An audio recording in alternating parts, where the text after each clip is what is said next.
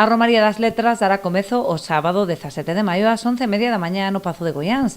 Ademais dos numerosos colectivos que exporán as súas creacións na feira artesá e literaria, haberá durante toda a xornada obradoiros, espectáculos e actividades para poñer en valor a nosa tradición.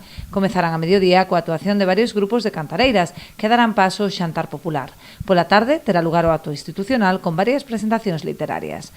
Nas presentacións literarias para festexar e homenaxear as cantareiras nas nosas letras e o seu legado, pois contaremos coa presenza da escritora Celia Díaz e o seu libro A Boa canta como a catovía, ilustrado por Alba Santa e editado pola editorial Galaxia.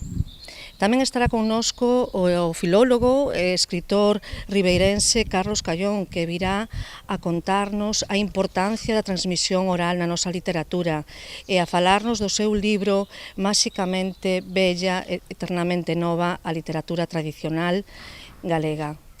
A continuación desenvolverase unha visita teatralizada ao Pazo e a xornada rematará cunha exhibición de baile galego e o concerto de Carmela e Nunca é tarde.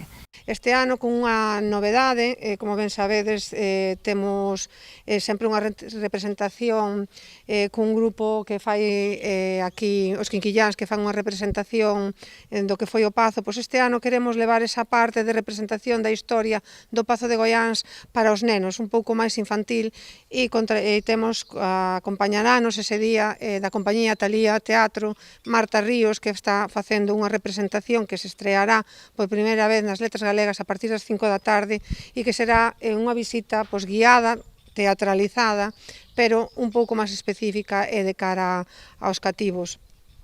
Estaremos todo o día con música tradicional, con diferentes eventos e terminaremos, como non pode ser de outra maneira, con Carmela, con un gran concerto ao redor das 7:30 da tarde, según vayamos desenvolvendo a xornada, para facer esa festa final de letras galegas, como se merece, non? Con algo tradicional. Dende o Concello animan aos veciños a participar na romaría ataviados con traxes tradicionais galegos.